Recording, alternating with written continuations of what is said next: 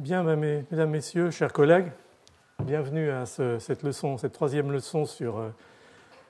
les mécanismes de manipulation du système immunitaire, ou disons plutôt de mécanismes de l'hôte en général, par les bactéries. Et ensuite, on avancera un petit peu dans les leçons suivantes sur des virus en particulier. Donc, j'ai essayé cette fois-ci de rentrer plus dans les mécanismes d'interaction avec les défenses immunitaires elles-mêmes, en essayant néanmoins de garder le même schéma que dans les deux premiers cours, c'est-à-dire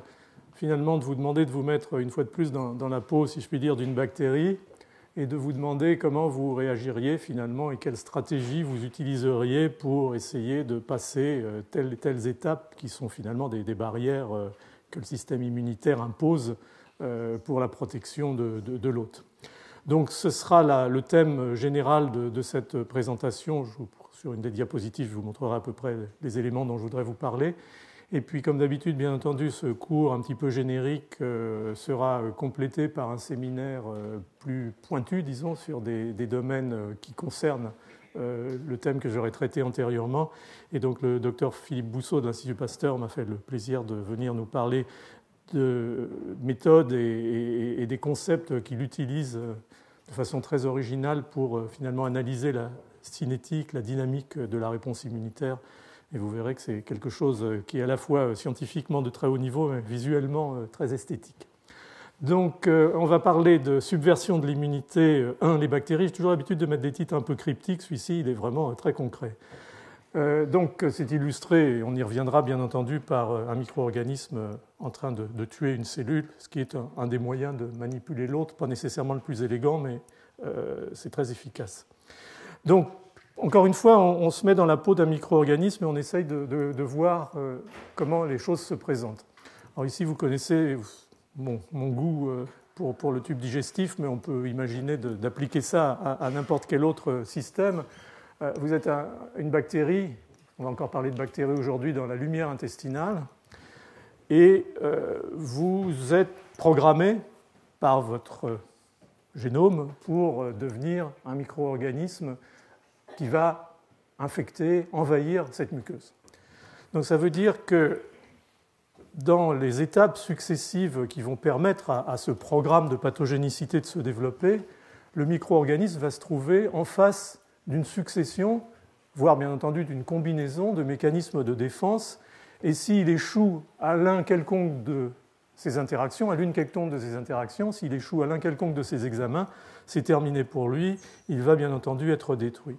Donc, on conçoit d'emblée le fait que finalement le génome de ces bactéries pathogènes se soit progressivement enrichi au fur et à mesure de la coévolution avec les hôtes et finalement de la complexification du processus infectieux d'éléments, de gènes codant pour des effecteurs moléculaires qui vont lui permettre de finalement réussir à chacune de ces étapes extrêmement importantes. Et si vous réfléchissez, bien entendu, sur cette situation, c'est ce que j'ai mis dans le titre de cette diapositive, pour un micro-organisme se trouver à la surface d'une muqueuse, y survivre et éventuellement s'y multiplier et l'engager, l'envahir, c'est un peu s'asseoir sur un volcan, dans la mesure où ces défenses de ces surfaces muqueuses sont extrêmement puissantes et bien entendu ont évolué pour assurer à la fois la protection contre la présence permanente de micro-organismes de la flore et puis bien entendu la protection contre des micro-organismes plus agressifs comme le sont les pathogènes. Donc si, malgré cette couche de mucus qui est formée par des glycoprotéines extrêmement denses, la bactérie peut s'aventurer vers la surface de la muqueuse, elle va se trouver en présence de mécanismes extrêmement puissants de défense qui sont soit des radicaux moléculaires comme l'oxyde nitrique ou ce qu'on appelle les radicaux superoxydes, c'est-à-dire les dérivés de l'oxygène, donc des petites molécules, soit éventuellement de plus grosses molécules, en particulier ces peptides antimicrobiens qui sont des petites molécules de l'ordre de 60 acides aminés chargées très positivement, cationiques, très contraintes, avec des ponts disulfures qui font qu'elles sont très résistantes aux protéases et qu'elles assurent véritablement un système de défense extrêmement stable à la surface de la muqueuse, de l'épithélium, et puis des cocktails d'enzymes, le lysozyme, des protéases, des phospholipases, des lectines, Les IgA, on ne rentrera pas dans les aspects d'immunité spécifique cette fois-ci. Et puis, bien entendu, à un moment ou un autre, quand les signaux que le micro-organisme va imposer à cet épithélium, quel qu'il soit, en l'occurrence intestinal ici, vont amener au recrutement de cellules phagocytaires, le micro-organisme, à quelque étape qu'il soit dans ce processus d'engagement de la muqueuse, va se trouver à faire face à des cellules phagocytaires professionnelles, comme en particulier les polynucléaires neutrophiles. Et bien entendu, la coévolution, là aussi, a permis à ces bactéries pathogènes de se doter de systèmes de résistance. Donc en fait, dans cette ambiance extrêmement délétère pour les micro-organismes, en tout cas très proche de la surface de l'épithélium, on se trouve dans une situation où, en tant que micro-organisme, il faut soit survivre et donc développer des mécanismes qui permettent de résister à ces systèmes de défense, à ces molécules, à ces effecteurs de défense anti-infectieuse, soit en fait assurer la subversion des mécanismes qui, chez l'autre, permettent la production de ces molécules de manière à finalement éclaircir un petit peu la voie devant soi et pouvoir progresser tout au long des étapes de ce processus infectieux. Alors simplement pour illustrer les choses ici, ce que vous voyez, c'est une muqueuse intestinale et la coloration brun, ici, brunâtre ou rougeâtre, correspond à un immunomarquage pour ce qu'on appelle, encore une fois, un peptide antimicrobien. Ici, c'est une molécule qu'on appelle une bêta-défensine de type 3. Et en fait, cette bêta-défensine, elle est littéralement absorbée comme par une espèce d'éponge par les couches les plus profondes du mucus, ce qui forme véritablement un lit et une barrière à la progression des micro-organismes. Donc ce mucus, il sert à la fois de barrière physique pour empêcher les micro-organismes d'accéder, mais il sert aussi de matrice finalement à conserver et concentrer des molécules antibactériennes, comme par exemple ces peptides antimicrobiens. Donc on a une véritable structuration extrêmement efficace et encore une fois, la pression sélective qui a été mise sur les micro-organismes pour pouvoir assurer la survie ou la surversion de ces systèmes a été énorme. Alors pour être un tout petit peu plus précis et spécifique, mais je vous ai déjà dit beaucoup de choses sur ce sujet, la surface de l'épithélium ici, la lumière, le mucus, encore une fois, les micro-organismes qui s'aventurent vers cette surface vont avoir à faire face à l'activation, à l'induction de molécules d'enzymes qui vont donner lieu à la production, par exemple, de radicaux superoxydes ou à la production de NO, l'oxyde nitrique. Ça, c'est NOS, c'est nitric oxide synthase. Donc, ces petites molécules extrêmement diffusibles, la production et finalement la formation d'un gradient de peptides antimicrobiens et le recrutement, bien entendu, la transmigration de cellules phagocytaires qui elles-mêmes sont dotées de puissants systèmes enzymatiques de production de radicaux superoxydes, d'oxyde nitrique et bien entendu de vésicules qui vont être libérées dans l'environnement de la cellule et qui vont donner lieu, outre à la phagocytose, à la destruction des bactéries par des peptides, encore une fois, cationiques qui sont en fait stockés dans ces cellules phagocytaires. Donc un vrai système intégré et une vraie chorégraphie finalement de réponses qui sont totalement intégrées et prêtes à tout moment à prendre en charge un micro-organisme qui s'aventure. Et finalement, bon, j'en ai parlé dans des leçons précédentes, les années précédentes, on a vraiment une espèce de système de gradient permanent qui se forme. Les bactéries qu'on appelle commensales ou symbiotiques vont finalement se situer et se développer sous forme de communautés microbiennes complexes à une distance respectable de ces mécanismes et de ces systèmes de défense et finalement rester hors de la bouche du volcan. Pour reprendre l'image de la diapo précédente, les micro-organismes pathogènes vont avoir à affronter directement ces systèmes et tout ça, bien entendu, et vous le savez, est écrit dans leur génome avec un certain nombre d'îlots de pathogénicité, de bactériophages, de gènes qui codent pour des effecteurs qui sont tous dédiés, encore une fois, à la résistance ou à la subversion de ces systèmes anti-infectieux qu'on finalement considère en règle générale maintenant sous un terme qui est celui d'immunité innée, avec une variante, mais qui fait partie bien sûr du concept de l'immunité innée, qui est ce qu'on appelle l'inflammation, c'est-à-dire l'ensemble de recrutement de ces cellules en particulier qui vont assurer la défense antimicrobienne. Alors, donc, on va voir deux aspects au cours de cette leçon. Le premier, c'est celui finalement de la survie à la surface d'un épithélium en présence de ces molécules dont je viens de vous dresser rapidement le tableau, et des présences de ces cellules de défense recrutées, en particulier ces cellules inflammatoires, comme les polynucléaires neutrophiles. Et puis on verra surtout les mécanismes de survie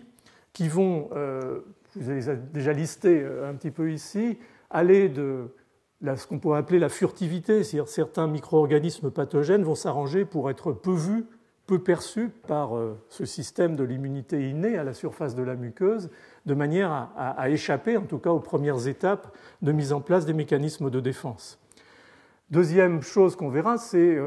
quelques stratégies relativement caractéristiques et exemplaires de mécanismes de survie à ces molécules de défense. Et puis on ne verra pas, parce qu'on l'a vu pour l'essentiel la semaine dernière, tout ce qui concerne la survie au sein en particulier des cellules phagocytaires, c'est-à-dire la manipulation des compartiments endosomaux ou phagosomaux. Je vous ai donné un peu cette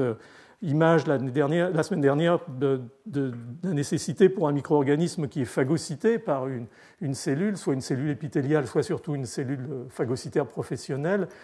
soit d'éviter ce couloir de la mort qui va du phagosome précoce jusqu'au phagolysosome, soit de survivre dans ce couloir de la mort et de pouvoir arriver au stade ultime dans le lysosome et malgré ça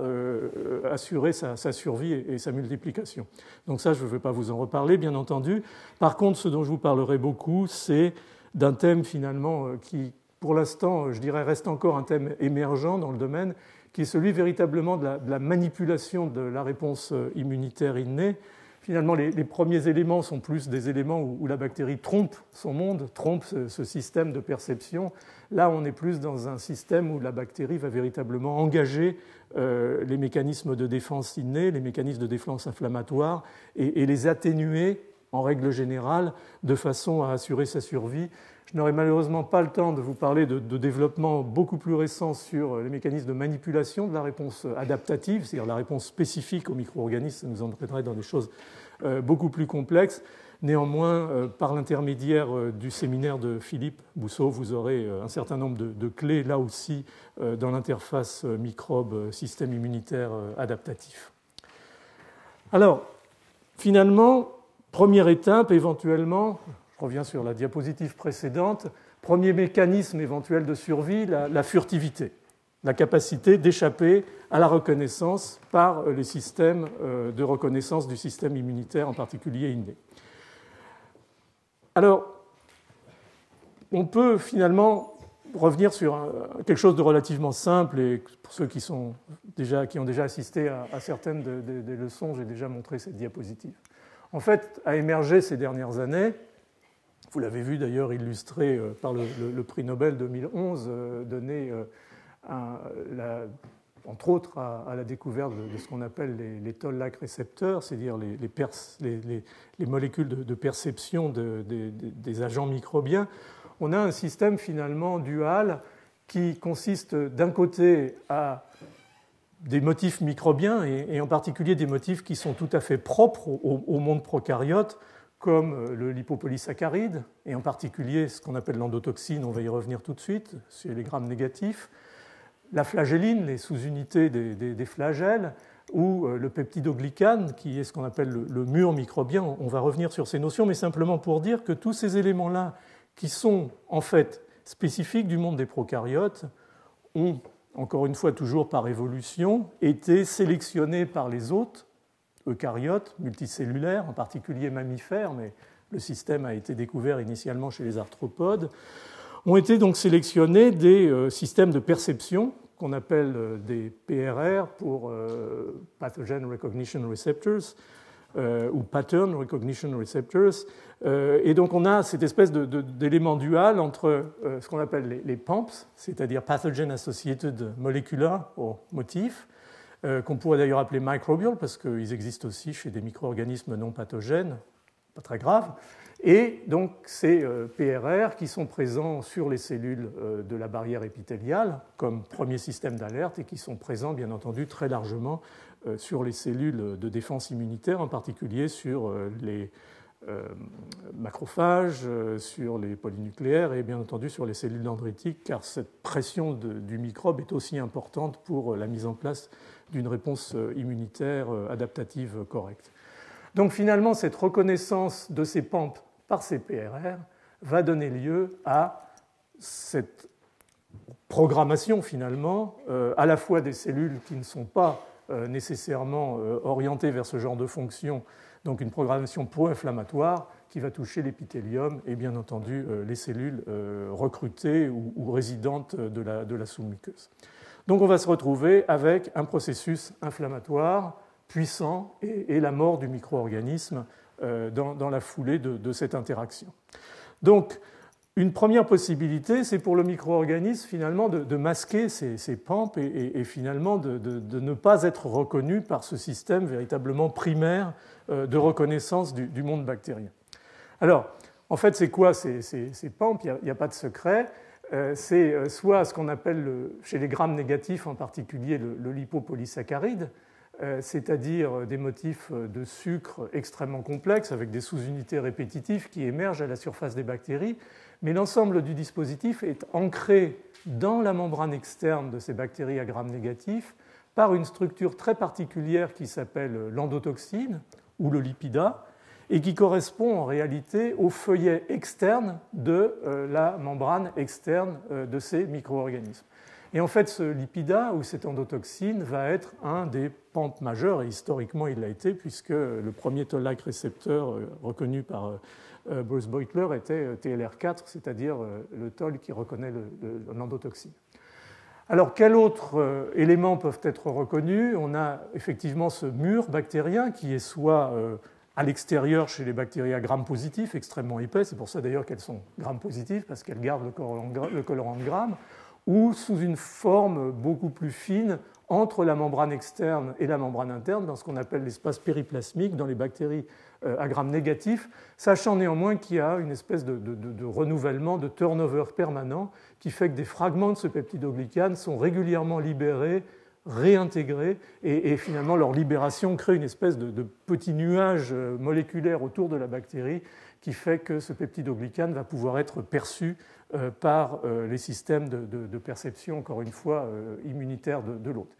Il y a d'autres molécules qui vont servir à cette reconnaissance, par exemple les lipoprotéines, qui sont en règle générale des éléments d'ancrage entre le peptidoglycane et la membrane, stabilisent les structures de la cellule. Je vous ai parlé de la flagelline, des éléments constitutifs des flagelles. L'ADN non méthylé des bactéries, des prokaryotes, va servir aussi d'élément de reconnaissance de la présence d'un micro-organisme, d'une bactérie, et pas d'un élément de nature cellulaire eucaryote. Donc, on a toute une liste de ces éléments propres aux bactéries qui vont être reconnus par une panoplie, finalement, de molécules à la surface des cellules, qu'on appelle maintenant donc les toll-like récepteurs, qui vont éventuellement se dimériser, sous forme d'homodimères ou d'hétérodimères, et en fonction de ce registre ou de ce répertoire de molécules, la cellule va pouvoir finalement sentir,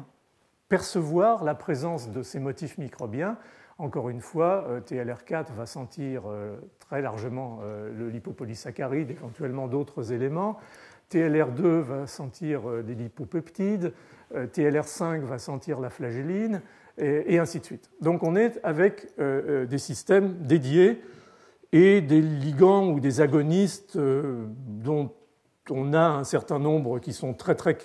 clairement caractérisés, l'endotoxine, la flagelline, les lipoprotéines, d'autres qui parfois peuvent prêter un petit peu à discussion. Quand la liste commence à s'allonger, on commence à se poser quelques questions sur la spécificité des reconnaissances qui ont amené à ces publications, mais globalement, on commence à avoir une image relativement claire, finalement, de la perception du monde extracellulaire en termes de micro-organismes. Ce qui Et on avait contribué à l'époque à la découverte de ce système dans le laboratoire. J'en redirai un mot avec Dana Philpott au début des années 2000. Et Stéphane Girardin, ça a été l'idée qu'il y avait aussi à l'intérieur du cytoplasme cellulaire des systèmes de perception, de manière finalement à peut-être en alerte un petit peu plus attentive, pouvoir détecter un danger, puisque la présence d'un micro-organisme à l'intérieur d'une cellule, en particulier du cytoplasme, est à l'évidence quelque chose de tout à fait inhabituel et qui ne devrait pas se produire. Donc il existe, en plus de ce répertoire de toll-like récepteurs, un autre répertoire qu'on appelle les molécules nodes, et plus largement les node-like récepteurs, qui sont susceptibles de reconnaître un autre PAMP dont je vous ai déjà parlé, qui est en fait le peptidoglycane, ou en tout cas des fragments de ce peptidoglycane. Donc, à partir de ce paysage, finalement, de ce répertoire de systèmes de perception extracellulaire et intracellulaire, la cellule est maintenant prête à se confronter au monde microbien, et le monde microbien a encore évolué par rapport à cette capacité de perception. Donc, une des stratégies possibles pour les micro-organismes, en particulier pour les bactéries à gram négatif qui ont ce lipopolysaccharide et en particulier cette endotoxine, c'est d'exprimer à leur surface une endotoxine qui soit moins agoniste que l'endotoxine classique, par exemple d'Escherichia coli, de manière à moins engager en tant qu'agoniste la molécule TLR4 à la surface des cellules. Alors, les expériences et les travaux au fil des années ont permis de finalement identifier ce qui donne à cette endotoxine son activité endotoxique, c'est-à-dire son activité pro-inflammatoire puissante via, maintenant on le sait, la reconnaissance par TLR4 et un certain nombre de molécules associées comme les LPS binding protein, la molécule MD2, MD2 et la molécule CD14. Donc c'est une espèce de complexe moléculaire qui se forme et vient s'intégrer avec la molécule TLR4 qui permet cette reconnaissance et cette signalisation pro-inflammatoire. Et on sait en particulier que cette molécule de lipida, qui est en fait deux glucoses aminés ou sur lesquels vont se brancher des lipides, donc ces molécules vont être acylées, et en particulier la molécule d'Escherichia coli par exemple est hexacylée, c'est-à-dire qu'il y a 6 lipides longs qui lui sont branchés, avec en particulier des lipides qui viennent se brancher sur d'autres lipides sous forme de cette liaison ici acyle-oxacyle, qui est en fait avec certains motifs de phosphorylation, ce qui est perçu par ces systèmes de perception comme étant le danger de l'endotoxine et induisant la réponse inflammatoire. Donc on a là finalement un répertoire de possibilités pour la bactérie pour atténuer l'effet agoniste de son lipopolysaccharide en n'exprimant pas tel enzyme qui devrait, par exemple, ces acyloacylases ou des enzymes de synthèse de ce branchement de lipides, s'ils ne sont pas exprimés, la bactérie va faire des endotoxines, des lipidas qui vont être tétracylés ou pentacylés et dont l'activité agoniste va immédiatement considérablement diminuer. Et beaucoup de groupes, beaucoup d'équipes dans le monde maintenant étudient, en particulier chez les bactéries qui finalement expriment un pouvoir de pathogénicité, mais qui est plus marqué par une colonisation chronique. Un exemple, je sors là de la muqueuse intestinale pour monter d'un étage et aller dans la muqueuse buccale.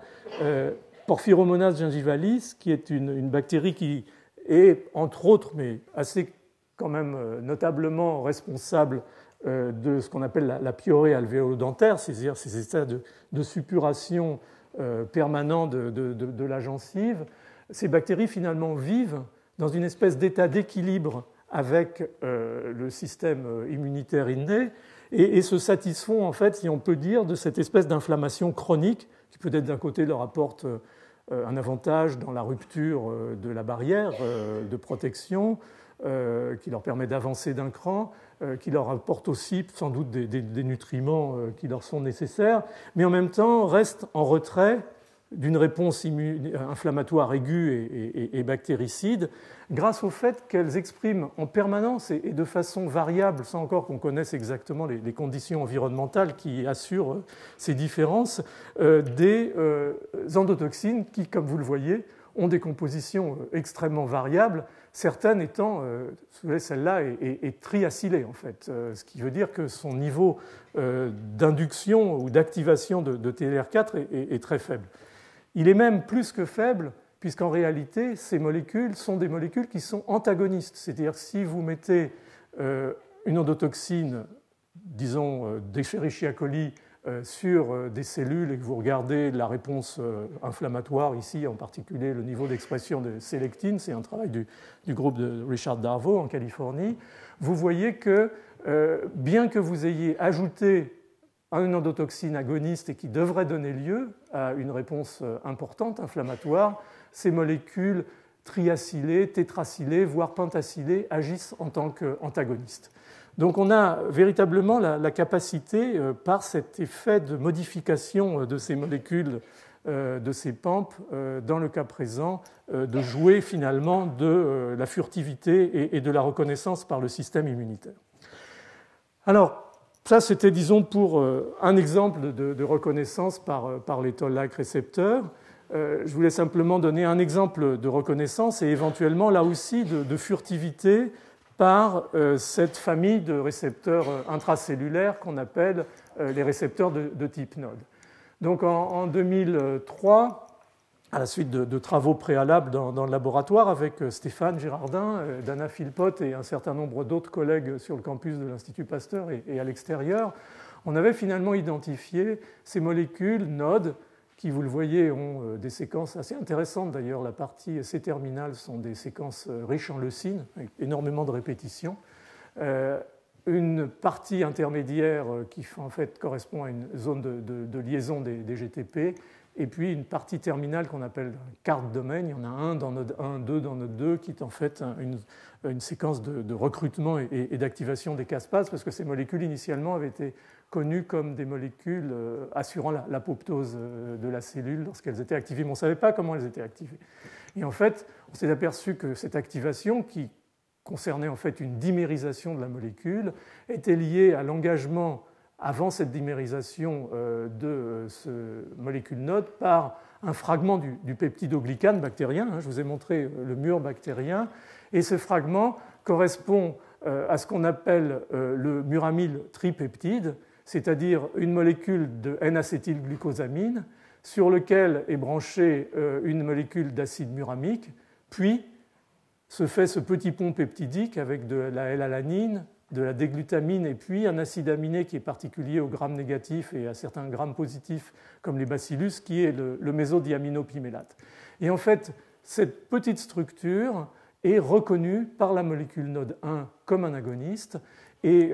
une molécule très proche qui s'appelle le muramyl dipeptide, qui a ces deux sucres et puis la L-alanine et la déglu, est reconnue par la molécule node 2. Donc ça, c'était l'évidence que des fragments de peptidoglycane qu'on connaissait déjà comme des immunostimulants. Il y avait eu énormément de travaux dans les années, en particulier 70, en particulier à l'Institut Pasteur, par tout le groupe de Chédid, sur ces immunostimulants basés sur des fragments de peptidoglycane. Là, on commençait à comprendre un petit peu mieux la fonction immunostimulante, d'autant plus facilement, et c'était venu grâce à Shigella, que le peptidoglycane a été introduit directement dans le compartiment cytoplasmique et permettait de mieux comprendre cette notion de perception du peptidoglycane intracellulaire. Alors ensuite, la cascade d'événements par ces molécules RIC ou RIP2 va à l'activation de la voie NF-κB dont on a déjà parlé et à l'activation d'une série de gènes pro-inflammatoires. Donc ça, c'est le système, disons, de base tel qu'on a pu l'observer dans Shigella et qu'on retrouve maintenant dans d'autres modèles, bien entendu. Donc une reconnaissance par node 1 de ce muramyl tripeptide, y compris le mésodiaminopimélate, et une reconnaissance par node 2 de ce muramyl dipeptide, avec des variantes en fonction des espèces chez la souris, chez l'homme, mais je ne rentre pas dans les détails. Alors la question qu'on s'est posée très rapidement, ou que se sont posées beaucoup d'auteurs tout de suite, c'est finalement, est-ce qu'on peut trouver aussi chez le peptidoglycane des variations qui vont faire que, comme dans l'endotoxine, on va pouvoir avoir une certaine modulation et éventuellement une certaine furtivité. Et effectivement, plusieurs auteurs, au fil des années, ça avait commencé chez Streptococcus pneumoniae, ça s'est terminé entre guillemets parce que ça continue sur d'autres espèces bactériennes, chez Listeria monocytogenes, avait montré qu'en fait, ces bactéries à gram positif avaient tout un répertoire de ce qu'on appelle des polysaccharides déacétylases. Les bactéries font bien sûr des polysaccharides, les acétyles, les déacétyles, et la question, bien entendu, souvent est de savoir quel est le rôle de ces acétylations et de ces déacétylations. Et ce que vous voyez ici, c'est que systématiquement, finalement, je vais montrer tout de suite avant la structure générale de ce peptidoglycane. Vous voyez l'acide muramique, N-acétylglucosamine, muramique, N-acétylglucosamine, et en fait la formation de ces ponts, avec là le muramyl tripeptide, qui vont assurer un peu la cohésion du système et la formation de ces feuillets de peptidoglycanes qui vont être bien entendu possiblement altérés, hydrolysés par des enzymes et éventuellement modifiés secondairement. Donc il existe des motifs d'acétylation sur les sucres, à la fois le N-acétylglucosamine et l'acide muramique, et il existe chez certaines de ces bactéries, encore une fois chez le Streptococcus pneumoniae, chez Listeria, maintenant ça a été montré aussi chez Bacillus anthracis, des acétylases qui vont finalement hydrolyser ces molécules, ces acétyles. Et question bien sûr, est-ce que ça va avoir une conséquence? Alors effectivement, ça a deux conséquences sur la perception de ces micro-organismes. La première, c'est que ça rend le peptidoglycane beaucoup plus stable et moins facilement dégradable par des enzymes comme par exemple le lysozyme. Donc ça procure une certaine résistance aux activités bactéricides. Mais surtout, il semble de plus en plus que ça permette, et j'ai choisi là deux papiers, l'un sur Streptococcus pneumoniae et l'autre sur Listeria monocytogenes, qui est un travail collectif de groupe à l'Institut Pasteur, qui montre en réalité que ces déacétylations, probablement, effectivement, altèrent la capacité agoniste du peptidoglycane et permettent finalement, encore une fois, de mettre en place ces processus de furtivité qui vont permettre la survie du micro-organisme à ses premières étapes de reconnaissance par le système immunitaire. Donc, premier exemple, la furtivité de, finalement, manipulation de l'hôte et de guerre, quelque part, de l'information, puisque la bactérie se cache et essaye de ne pas se faire reconnaître comme telle, comme pathogène. Alors, on avance, puisque je vous ai dit qu'on allait essayer de prendre un processus un petit peu bactériocentrique, pour une fois, et on est dans ces mécanismes de résistance aux molécules bactéricides. Donc en fait, comme je vous l'ai déjà dit, on a deux grands types de molécules, il y en a plus, mais je vais centrer sur celle-ci, les peptides antimicrobiens et les dérivés de l'oxygène, ce qu'on appelle les ROS, et l'oxyde nitrique. On verra ensuite ce qui concerne la survie à l'invasion tissulaire et en particulier aux cellules phagocytaires. Alors, pour revenir sur les peptides antimicrobiens, nos surfaces muqueuses, l'année dernière, j'avais fait une série de leçons sur le passage des barrières de l'organisme. On avait fait la barrière cutanée, la barrière respiratoire, la barrière intestinale. On avait vu qu'en fait, la barrière génito-urinaire, on avait vu qu'au niveau de toutes ces barrières, les cellules épithéliales, parfois des cellules un petit peu plus différenciées particulières, produisaient des peptides, ce qu'on appelait des peptides antimicrobiens, qui avaient pour fonction de base une fonction de bactéricidie, de destruction des micro-organismes. Alors, leur fonction de bactéricidie, elle est essentiellement liée, encore une fois, au fait que ce sont des petites molécules cationiques très contraintes qui vont s'insérer dans les membranes bactériennes, qui vont faire des trous, finalement, dans ces membranes bactériennes, pour simplifier un petit peu les choses et avoir, bien entendu, une activité de ce fait bactéricide. Alors, sur l'épithélium intestinal, par exemple, on a ce qu'on appelle les alpha-défensines, qui sont produites par des cellules spécialisées qui sont tout au fond de la crypte intestinale, qu'on appelle les cellules de Paneth. Et puis par ailleurs, sur l'ensemble de l'épithélium, que ce soit l'épithélium de l'intestin grêle, soit l'épithélium colique, les cellules épithéliales fabriquent ce qu'on appelle des bêta-défensines, et il y en a toute une famille, 1, 2, 3 et même 4. Certaines sont constitutives, comme la bêta-défensine 1, les autres sont inductibles en présence d'un danger, comme la bêta-défensine 2 et 3, mais globalement, vous voyez qu'on est en présence de molécules qui sont extrêmement similaires, et puis on a par ailleurs une autre famille qui est la famille des catélycidines qui sont clivées et qui libèrent un petit peptide qui lui aussi a une activité cationique et bactéricide. Donc une espèce de dispositif global, encore une fois, complètement intégré dans l'organisation de la surface de la muqueuse, en particulier le rôle du mucus dont je vous ai parlé antérieurement. Alors, il est clair qu'il va être difficile pour un micro-organisme qui veut s'aventurer, si je puis dire, dans cette zone extrêmement sensible, de le faire de façon efficace s'il n'a pas un minimum de capacité de résistance à ces peptides antimicrobiens, ou s'il n'a pas, comme je vous le montrerai avec Shigella en particulier, la capacité d'assurer encore une fois la subversion de la réponse innée et la diminution, voire l'extinction de l'expression de ces molécules anti-infectieuses. Donc pour ceux qui sont intéressés, pour avoir plus d'informations là-dessus, il y a une très belle revue de Victor Nizet en 2010 sur l'ensemble des mécanismes de résistance aux peptides antimicrobiens. Simplement pour vous donner une synthèse finalement des grands mécanismes que les bactéries peuvent exprimer. Vous les avez ici sur une seule diapositive. On a des capacités d'export par pompe à efflux. Vous savez que les bactéries sont capables d'exclure en permanence des composés toxiques et ces pompes à efflux vont servir par exemple à se débarrasser des antibiotiques et à survivre en présence d'antibiotiques. De la même façon, certaines bactéries vont être capables d'exclure ces peptides antimicrobiens grâce à ces pompes à efflux. Certaines vont produire des protéases qui vont réussir à dégrader, même si c'est très difficile, parce qu'encore une fois, ces molécules sont très contraintes, ces peptides antimicrobiens. Certaines vont changer leur composition de surface, avoir là aussi exprimé des molécules cationiques qui vont faire que finalement, charge positive contre charge positive, les peptides antimicrobiens vont être repoussés. D'autres vont sécréter des protéines leurres qui vont se fixer sur les peptides antimicrobiens à l'extérieur. Rapport de charge membranaire qui se modifie, c'est un peu le même principe que ces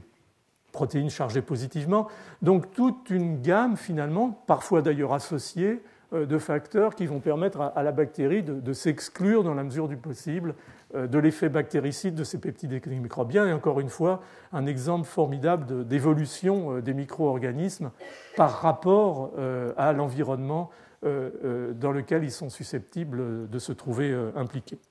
Donc ça, c'était pour les peptides antimicrobiens. Les molécules, les finalement radicaux oxygènes, ça a toujours été un petit peu mon cauchemar parce que c'est quelque chose finalement de très compliqué au fond. Qu'est-ce que ça fait ces radicaux oxygènes instables? Ça entraîne des modifications des membranes lipidiques, ça entraîne des modifications des protéines, ça entraîne, on en a parlé la semaine dernière, des cassures de l'ADN et donc des voies de signalisation tout à fait perturbées dans la bactérie, puisque là on parle de bactéries exposées à ces radicaux. Et donc finalement, l'ensemble du dispositif est basé sur le fait qu'on parle de cellules épithéliales ou de façon encore plus efficace de cellules phagocytaires, on a un certain nombre d'enzymes qui sont capables, à partir de l'oxygène moléculaire, de faire un anion superoxyde qui est instable. Et cet anion superoxyde instable, soit éventuellement va s'associer à l'oxyde nitrique et donner du peroxyde nitrique qui est extrêmement bactéricide, ou éventuellement poursuivre sa route grâce à la superoxydismutase vers la formation de peroxyde d'hydrogène qui elle-même est dans l'environnement finalement du vivant une molécule relativement instable qui va donner lieu à la formation de radicaux hydroxyles ou en présence de myéloperoxydase d'acide hypochloreux ou, et ça c'est la bactérie qui va s'en débrouiller, grâce à des mécanismes de défense comme les catalases ou les glutathion peroxydases, transformer ce peroxyde d'hydrogène en eau et finalement échapper dans la mesure du possible, à l'action délétère de ces radicaux. Donc, les pathogènes sont en règle générale dotés de puissantes capacités de catalase et de glutathion peroxydase de manière à pouvoir survivre dans cet environnement finalement de radicaux oxygènes très réactifs et très délétères, en particulier sur leur génome, qui pourraient enclencher des cascades amenant à la mort bactérienne.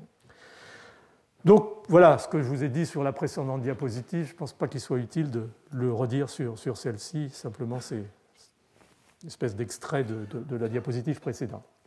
Alors, une autre molécule dont on a déjà parlé, qui est l'oxyde nitrique, le NO, qui est à partir de la L-arginine, comme c'était marqué ici, va être finalement processé par cette nitric oxide synthèse, de NOS. Donc en règle générale, quand on étudie le rôle de cette molécule éventuellement dans la défense anti-infectieuse, c'est extrêmement difficile de révéler le NO directement au sein des tissus. Ça fait partie d'ailleurs de recherches à l'heure actuelle visant à essayer finalement de cartographier ces radicaux, à la fois radicaux oxygène et NO. Ça reste encore extrêmement difficile sur les tissus. Il faut d'ailleurs le faire in vivo si possible, car une fois que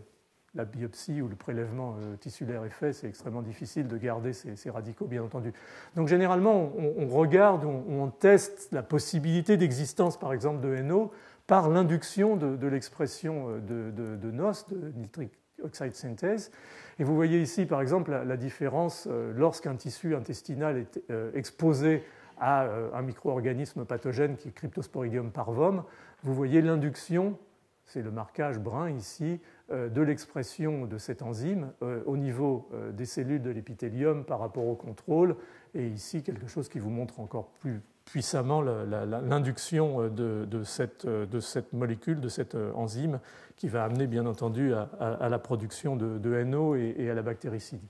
Donc la bactérie, encore une fois, doit jouer avec ces systèmes de défense.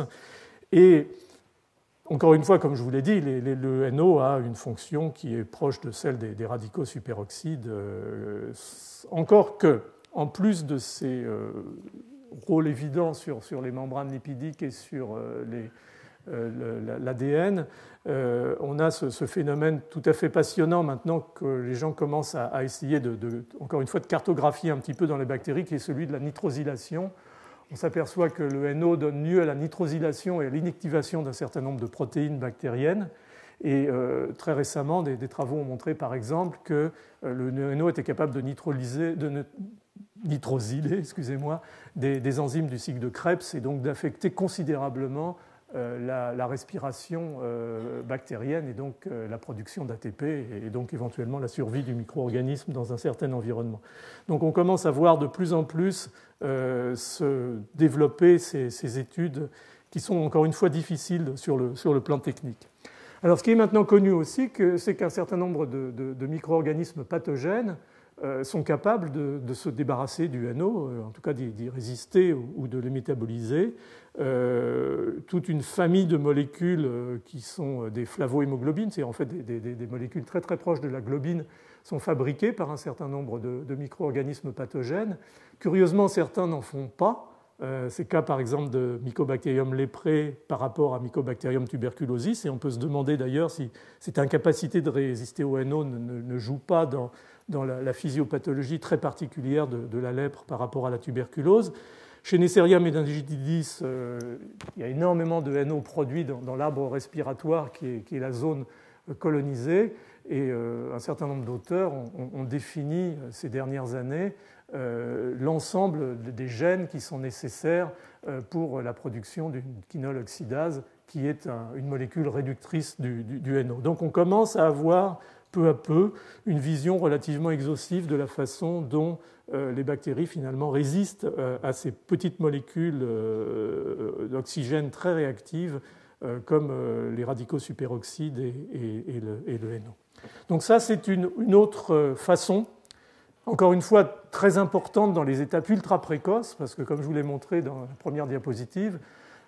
ces radicaux, oxygène, ces peptides antimicrobiens, c'est vraiment l'élément dominant dans le mécanisme de défense ultra précoce à la surface de l'épithélium. Alors, on va rentrer là, finalement, encore une fois, on suit à la trace le micro-organisme, on rentre dans l'épithélium, ou en tout cas, on rentre dans une étape secondaire où, au-delà de l'engagement de l'épithélium, le recrutement de cellules phagocytaires fait que les bactéries sont confrontées à un tout autre ordre de dangers, qui sont finalement deux éléments, un élément qu'on appelle humoral, qui est le complément et la cascade du complément, et un élément cellulaire qui sont les cellules phagocytaires, en particulier les polynucléaires neutrophiles. Les deux systèmes se conjuguant d'ailleurs, puisque l'activation du complément facilite la phagocytose microbienne. Le complément se fixe à la surface de la bactérie. Il est reconnu par des récepteurs au complément sur les cellules et on appelle ça l'opsonophagocytose. Les deux se combinent pour des processus bactéricides extrêmement efficaces. Alors, je ne vais pas rentrer dans la cascade du complément parce qu'il faudrait une leçon, voire deux. Simplement, je vous ai mis peut-être pas sur cette diapositive, mais vous l'aurez sur la suivante, une référence récente de Nature Microbiological Review qui donne vraiment une analyse extrêmement précise et exhaustive des mécanismes d'activation du complément par la voie classique et par ce qu'on appelle la voie alterne. Et finalement, les deux issues de cette activité de la cascade complémentaire, qui sont l'une, la formation de ce qu'on appelle le complexe d'attaque membranaire, qui est en fait la formation d'un complexe multimoléculaire de C6 à C9 qui va faire un trou dans la membrane comme une hémolysine et lyser la cellule. Et puis, bien entendu, des éléments intermédiaires qui sont liés à la présence d'enzymes qu'on appelle des convertases, qu'on appelle par exemple le C3b, qui est une molécule de processing du C3, le C5b, qui est une molécule de processing du C5, qui vont finalement être reconnus par des récepteurs dédiés à la surface des cellules phagocytaires. Et lorsque ces molécules sont associées à la surface bactérienne, comme je le disais, vont servir finalement de ce qu'on appelle d'opsonine pour être phagocytées. Donc une vraie coopération extrêmement étroite entre le système du complément et le système des cellules phagocytaires. Alors, dire que le complément, dans la compréhension de la cascade, est quelque chose de compliqué est un euphémisme, mais dire qu'on peut avoir une vision globale de la façon dont les microbes se sont débrouillés, finalement, entre guillemets, ont évolué pour résister à l'activation soit par la voie classique, soit par la voie alterne de compléments, et quelque chose aussi d'extrêmement divers qui montre la richesse des stratégies finalement qui peuvent être développées. On a finalement un nombre extrêmement important de stratégies sur lesquelles je ne peux pas rentrer parce qu'il y a trop de différences en fonction des espèces bactériennes. Je voudrais juste simplement les simplifier. J'ai essayé de le faire sur cette diapositive en deux types de mécanismes de résistance au complément, finalement. Ce qu'on appelle les mécanismes passifs de résistance. Et central à ces mécanismes passifs de résistance à la bactériolyse complémentaire, c'est essentiellement la présence ou l'expression de capsules polysaccharidiques à la surface des bactéries. La capsule polysaccharidique, comme d'ailleurs le peptidoglycane, étant des obstacles majeurs à l'activation et surtout à la pénétration des éléments du complément pour aller au niveau de la membrane faire la mise en place de ce complexe d'attaque membranaire. Et comme vous le savez, énormément de bactéries gram-positifs ou gram-négatifs pathogènes sont lourdement capsulées, qu'il s'agisse de Klebsiella, de Haemophilus influenzae pour les gram-négatifs, de Streptococcus pneumoniae, le pneumocoque, de Streptococcus pyogenes, Streptococcus bêta-hémolytique du groupe A par exemple. Tous ces micro-organismes avec des compositions biochimiques différentes, Streptococcus pyogenes par exemple, va avoir une capsule totalement différente de Streptococcus pneumoniae qui est un polysaccharide complexe alors que l'autre est de l'acide hyaluronique et ainsi de suite. Mais quoi qu'il en soit, on est en présence de molécules qui sont des molécules chargées négativement et qui vont avoir tendance à gêner considérablement les interactions avec d'autres molécules et avec d'autres surfaces cellulaires. Et puis il y a des mécanismes actifs qui sont véritablement souvent centrés autour de la capacité qu'ont les bactéries, comme le streptocoque par exemple, à recruter à sa surface des molécules régulatrices négatives, comme le facteur H par exemple du complément, ce qui fait que la bactérie va se couvrir de molécules qui vont en permanence empêcher l'activation de la cascade complémentaire. Donc voilà en gros pour simplifier un petit peu les choses et ne pas néanmoins louper une étape qui est très très importante, comment les micro-organismes peuvent s'évader finalement, comme on dit, du complément. Et un des champions toute catégorie de l'évasion l'activation du complément est Staphylococcus aureus, le staphylocoque doré, chez qui, au fil des années, ont été découverts une série de molécules qui, d'ailleurs, vous le voyez, ont toutes ces successions d'hélices alpha qui ont une fonction dans la capacité d'évasion, puisque la plupart d'entre elles, en fait, sont des molécules qui vont être impliquées dans l'inhibition de l'activation de la cascade complémentaire. Donc voilà une des étapes clés, et encore une fois, des revues dont je vous ai donné les références auxquelles vous pouvez vous adresser de manière à avoir plus de détails. Juste pour donner un élément, disons, récent dans cette saga de l'activation et de la reconnaissance par les cellules phagocytaires, je ne peux pas ne pas mentionner un travail qui a d'ailleurs été présenté à l'occasion d'un séminaire à la fin de l'enseignement l'année dernière par Arturo Zichlinski, qui est un ancien postdoc de notre laboratoire, qui a montré, à la suite de son postdoc, lorsqu'il est reparti aux États-Unis, un phénomène qui est au début,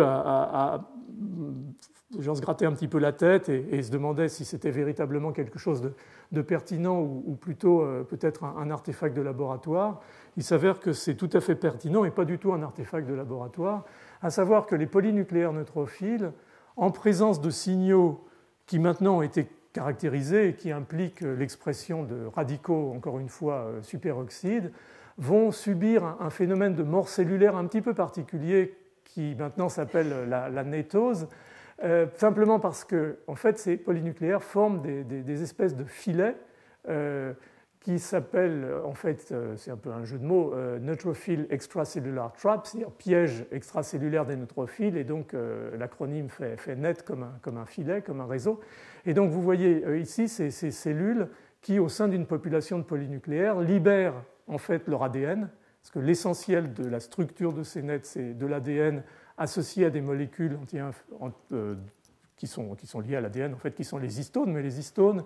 en fait, sont des peptides antimicrobiens extrêmement puissants. Alors, est-ce un accident ou est-ce une réalité? En fait, sont aussi des petites protéines cationiques qui, lorsqu'elles sont mises en présence de bactéries, sont des bactéricides très puissants. Donc, les polynucléaires neutrophiles expriment à l'extérieur ces espèces de réseaux dans lesquels les bactéries sont piégées et tuées en extracellulaire, en fait, sans même nécessité de phagocytose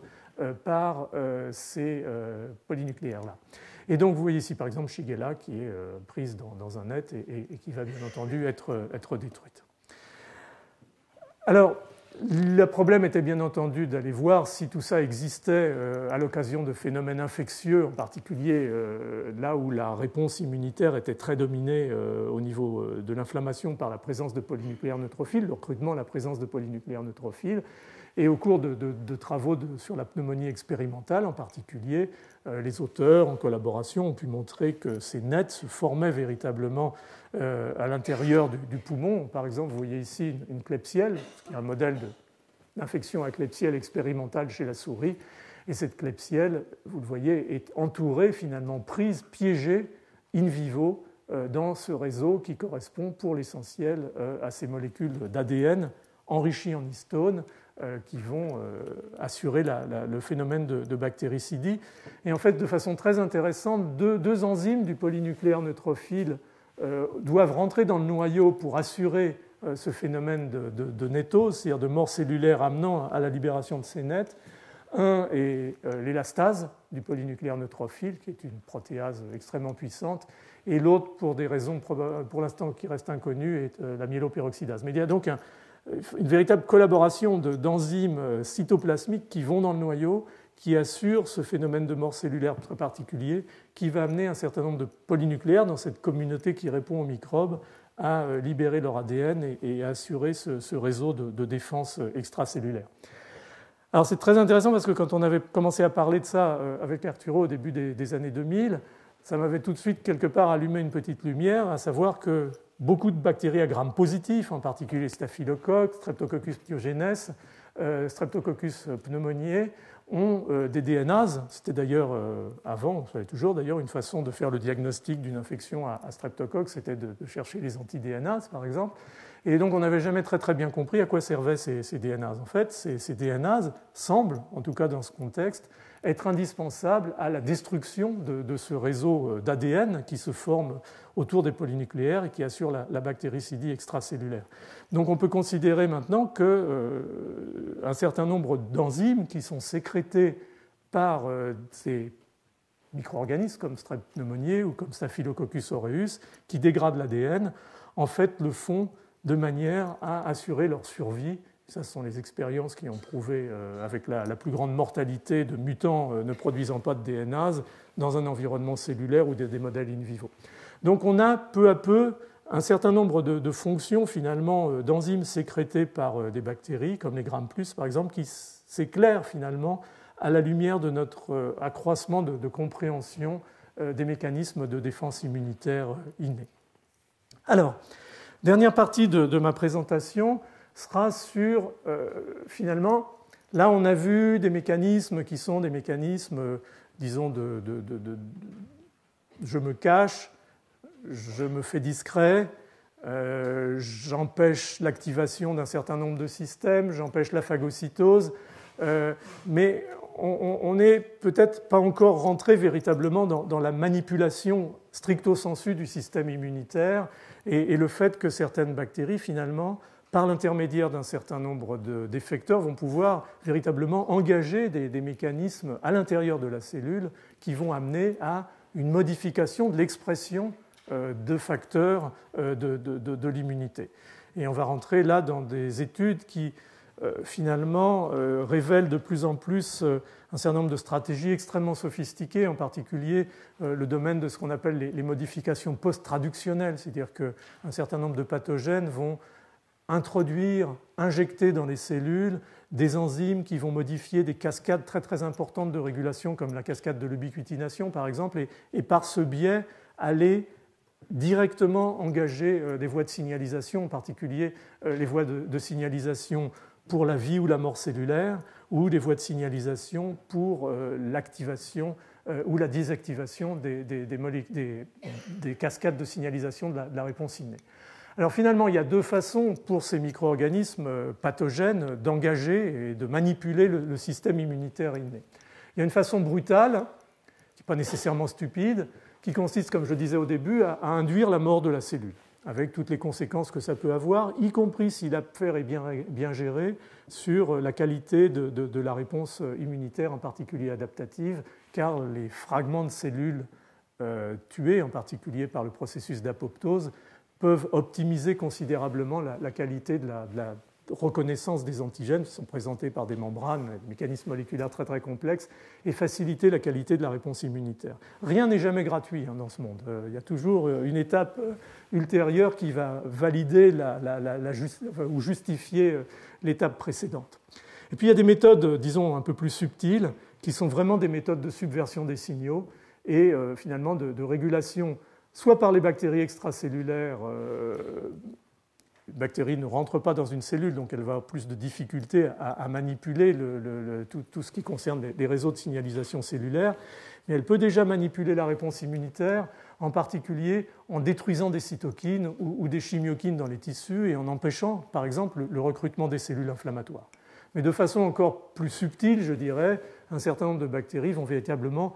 on va simplifier à ce stade, reprogrammer les cellules, soit les cellules épithéliales dans leur fonction pro-inflammatoire, soit les cellules immunitaires, de manière à désactiver des voies de signalisation très très importantes pour la mise en place de la réponse innée et pour l'inflammation et donc l'activité bactéricide.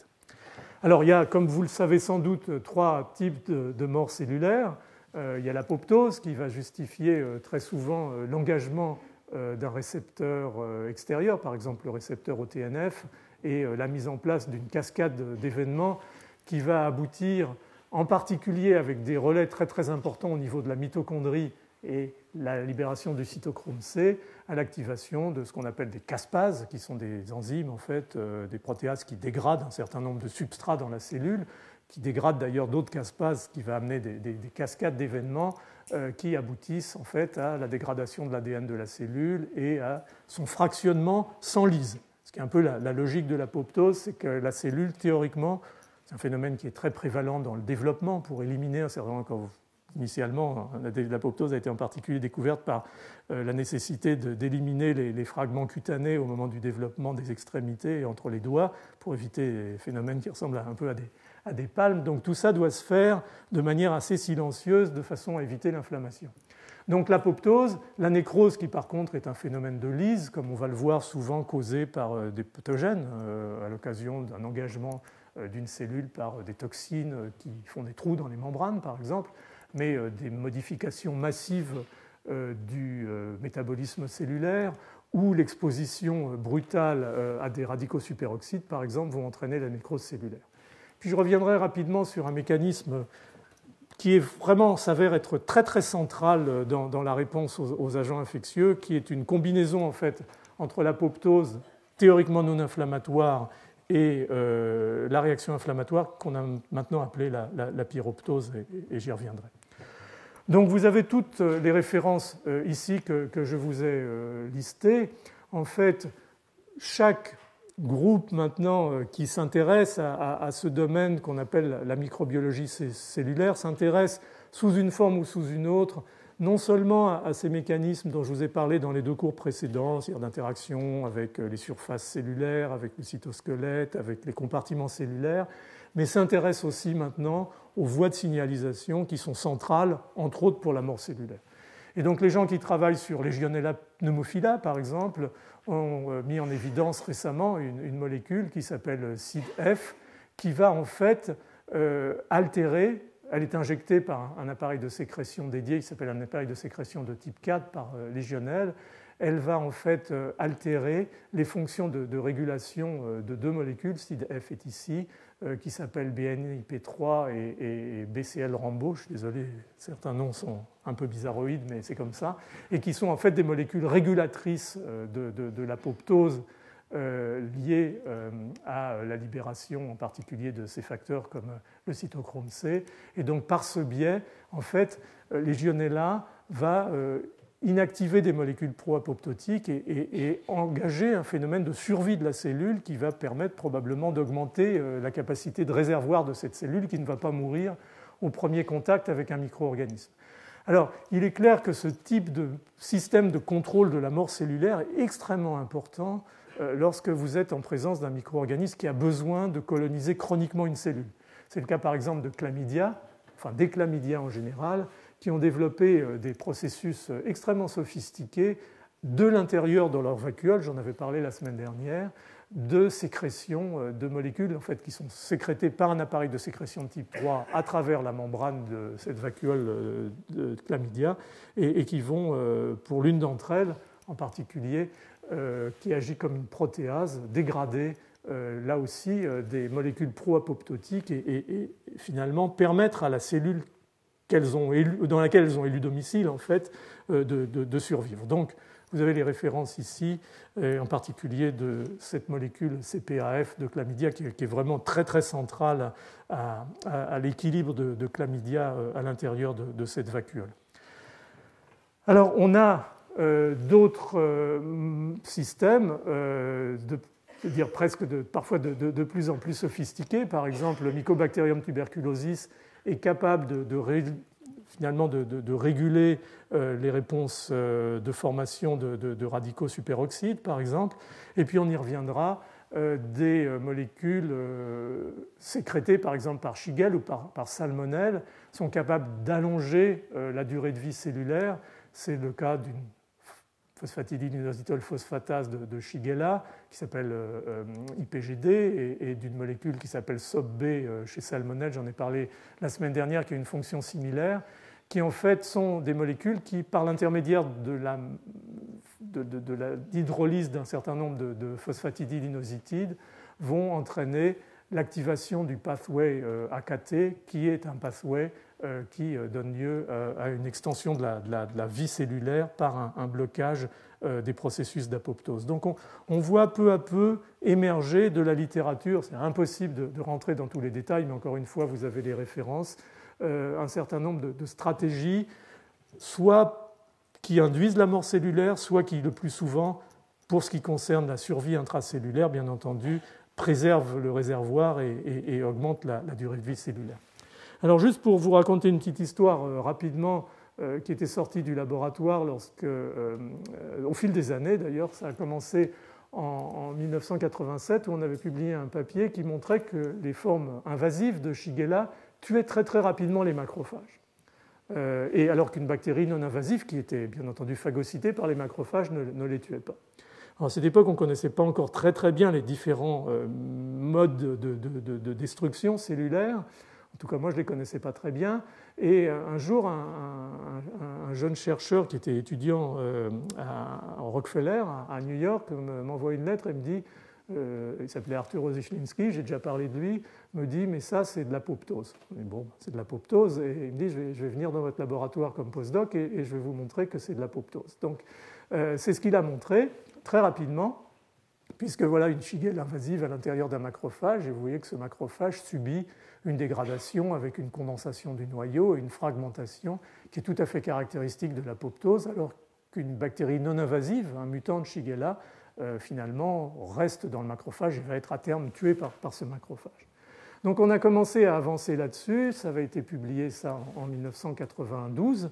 et on a regardé si finalement ça avait éventuellement une signification aussi par rapport à l'inflammation. En même temps, on a regardé si on pouvait trouver un effecteur de ce phénomène et on avait effectivement trouvé qu'une des protéines injectées par Shigelle, IPA-B, était responsable de tout ça. Puis très vite, on a montré que c'était lié, en fait, ce phénomène d'apoptose microbienne à la libération aussi d'interleukine 1 bêta, d'une cytokine pro-inflammatoire, ce qui mettait immédiatement en scène une molécule qui s'appelle caspase 1, qui est nécessaire à la maturation et à la libération de la forme finalement active, biologiquement active de l'IL-1 bêta. Donc tout doucement se mettait en place par finalement expériences successives et de façon un petit peu logique l'idée qu'il existait dans l'interface microbe-macrophage en particulier quelque chose de tout à fait inattendu qui était l'association d'un processus d'apoptose et d'un processus pro-inflammatoire. On avait appelé ça apoptose pro-inflammatoire, on s'est fait incendier bien entendu par les puristes parce que l'apoptose par définition ne pouvait pas être pro-inflammatoire. Simplement on était sur un mécanisme un petit peu différent et bien entendu plus difficile à initialement faire passer, sous réserve bien entendu d'amener des expériences complémentaires. Et donc peu à peu s'est construit autour de ça la notion, et c'est enrichi maintenant de beaucoup de travaux, bien entendu, de nombreuses équipes, sur le fait qu'il existe, en particulier au sein des macrophages, mais éventuellement dans d'autres types cellulaires, toute une cascade de signalisation qui va finalement se positionner en deux étapes. Une première étape qui est une cascade de signalisation classique par la voie NF-kappa-B, qui va amener en particulier la production de pro-IL-1 bêta et d'une autre cytokine pro-inflammatoire qui s'appelle l'IL-18. Donc on a un pool de cytokines immatures prêtes à la libération, si je puis dire. Et puis un deuxième signal qui peut varier considérablement, qui peut être par exemple une shigelle invasive qui introduit son appareil de sécrétion de type 3 dans la membrane, qui crée un dégât membranaire, qui expose une protéine effectrice à l'intérieur du compartiment de la cellule eucaryote, ou éventuellement des hémolysines qui vont faire des trous dans les membranes et amener par exemple à une fuite potassique dans la cellule. Donc toute une série d'éléments qui sont des éléments qu'on peut qualifier de danger cellulaire et qui vont finalement être perçus par toute une famille de molécules maintenant qui sont très proches en fait de ces molécules NOD dont je vous ai parlé tout à l'heure, qu'on appelle les NOD-like récepteurs, en particulier ces molécules NALP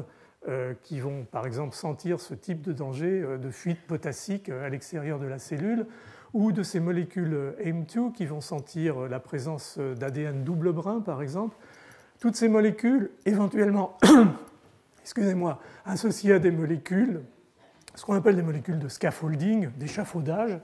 vont amener au recrutement, à l'activation de cette caspase 1, qui va avoir à la fois un effet, bien entendu, d'induction d'une cascade d'événements de mort cellulaire par apoptose, mais en même temps, caspase 1, comme je vous l'ai dit, est la molécule qui va assurer la maturation du pro-IL-1 bêta en IL-1 bêta et la libération d'IL-1 bêta. Donc ce que fait ce système, qui a été véritablement ensuite théorisé, je dirais, par un chercheur suisse de Lausanne qui malheureusement est décédé l'année dernière, qui s'appelait Jörg Tschopp,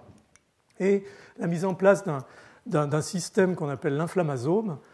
qui est un système, encore une fois, qui perçoit le danger cellulaire et qui va amener éventuellement d'un côté à la mort de la cellule et de l'autre côté à la libération de signaux de danger une espèce de traduction immunologique du danger, et la libération d'IL-1β, qui est à la fois pro-inflammatoire, mais de plus en plus reconnue comme une espèce de plateforme, si je puis dire, de régulation de la réponse immunitaire. Donc des systèmes extrêmement complexes et finalement plusieurs éléments qui s'intègrent. Et j'ai essayé de vous montrer à partir de Shigel comment on était un petit peu arrivé initialement à ce genre de choses. Donc, encore une fois, plusieurs dangers, plusieurs signaux peuvent être perçus, et on a même l'impression que Shigel elle-même a réussi à court-circuiter l'ensemble de cette cascade de signalisation, puisque cette molécule IPA-B qui fait partie de translocateurs est en fait capable, on l'a montré avec Arturo ultérieurement, d'activer directement Caspase-1. Vous voyez que Caspase-1 a un quart de domaine comme les molécules NOD et a arrivé à cette étape de maturation de l'IL-1β. Donc on est dans un système extrêmement complexe qui intègre, grâce à ces molécules intracellulaires, des dangers qui sont à la fois des dangers microbiens et des dangers éventuellement non microbiens. L'un de ces dangers non microbiens de plus en plus identifié est par exemple l'endocytose de molécules cristallines comme l'acide urique ou comme le cholestérol ou comme l'amiante ou comme la silice, qui sont en fait autant de signaux de situations dangereuses et qui vont, via possiblement la rupture des lysosomes, libérer des enzymes lysosomiales dans le cytoplasme, et via la catepsine B, c'est un système qui va amener à l'activation de l'inflammasome. Mais en fait, l'activation se fait, semble-t-il, beaucoup plus immédiatement à la surface de la membrane. Donc il y a encore beaucoup d'inconnus dans ces systèmes, mais encore une fois, une liaison entre mort cellulaire induite par les microbes, libération des premiers signaux inflammatoires qui est tout à fait passionnante. Alors à partir de là, on a bien entendu pour les bactéries une cible rêvée pour commencer à manipuler ce système, et de plus en plus d'auteurs s'intéressent à essayer de trouver finalement des effecteurs moléculaires qui sont capables de bloquer l'activation de l'inflammasome et donc de bloquer cette signalisation de danger médiée par l'IL-1β qui semble être aussi centrale et aussi importante à l'heure actuelle. Et un micro-organisme qui ne vous est pas inconnu, je vous en ai parlé la semaine dernière, Francisella tularensis, est capable, par l'intermédiaire de cet effecteur MIVN, de bloquer cette activation de l'inflammasome. En fait, Francisella tularensis se lise dans le cytoplasme, libère son ADN double brun qui est perçu par cette molécule AIM2 dont je vous ai parlé tout à l'heure, et il a donc besoin de finalement réguler négativement cette réponse. Mycobacterium tuberculosis a une métalloprotéase à zinc qui bloque l'inflammasome. Les mécanismes ne sont pas très bien connus à l'heure actuelle. Vous voyez, ça fait encore des grands papiers parce que ce sont des éléments conceptuellement très intéressants, même si la mécanistique du système n'est pas toujours tout à fait identifiée. C'est la même chose d'ailleurs pour Yersinia pseudotuberculosis, cet effecteur IOPK qui est injecté aussi par l'appareil de sécrétion de type 3 d'Yersinia, bloque l'activation de l'inflammasome sans qu'on sache précisément encore à l'heure actuelle les mécanismes moléculaires. Donc voilà un certain nombre d'éléments sur lesquels je voulais vous donner des informations et commencer à vous orienter. Alors, la dernière partie, ou toute dernière partie, et je vais un peu centrer mon propos sur Shigella, qui a été, je pense honnêtement, un des modèles ces dernières années pour réaliser et comprendre comment se faisait cette, finalement, interférence entre les micro-organismes pathogènes et des voies de signalisation, en particulier les voies de signalisation de la réponse innée, et le fait que beaucoup de cette perturbation des signaux était liée à des modifications post-traductionnelles appliquées à un certain nombre de molécules clés de ces cascades de signalisation. Alors là, c'est une espèce de synthèse d'une cellule épithéliale. On aurait pu prendre une cellule phagocytaire, un macrophage ou autre. Bon, je peux centrer sur la cellule épithéliale, qui montre en réalité les voies de signalisation pro-inflammatoire, de reprogrammation pro-inflammatoire de ces cellules, avec les toll-like récepteurs, par exemple TLR4, avec les nodes, en particulier la perception du peptidoglycane dont je vous ai parlé, qui, par des voies variables initialement, mais qui vont converger ensuite, vont activer la cascade à la fois des MAP kinases, qui sont très importantes dans le noyau pour la régulation de l'activation des promoteurs des gènes pro-inflammatoires, et la cascade, bien entendu, classique NF-kappa B, qui implique en réalité une molécule qui s'appelle IκB ici, qui est un chaperon qui bloque l'activateur transcriptionnel NF-κB et finalement le piège dans le cytoplasme. Si d'une manière ou d'une autre, et ça se voit dans des principes de régulation globaux de la cellule, ce récepteur est phosphorylé, il devient la proie de ce qu'on appelle un système d'ubiquitination, une ubiquitine ligase qui va lui brancher de l'ubiquitine, et cette molécule va aller directement se faire dégrader dans un système de protéolyse intracellulaire qui s'appelle le protéasome, et du coup, les facteurs transcriptionnels NF-κB vont rentrer dans le noyau et aller faire leur activation transcriptionnelle des gènes pro-inflammatoires. Donc un équilibre extrêmement régulé avec, bien entendu, en particulier IkB, des systèmes de chaperons qui permettent de libérer ou de ne pas libérer les activateurs transcriptionnels de l'inflammation. Alors là, j'ai repris une revue récente de David Ribet et de Pascal Cossard, justement, qui finalement reprend un peu les différents systèmes qui ont été identifiés jusqu'à présent, certains semblant en tout cas plus prévalents que d'autres. Mais l'idée générale, c'est que les pathogènes sont capables de sécréter ou de distribuer à l'intérieur du cytoplasme cellulaire, en particulier en les injectant par des systèmes de sécrétion dédiés comme les grammes négatifs par exemple, des effecteurs moléculaires qui sont des enzymes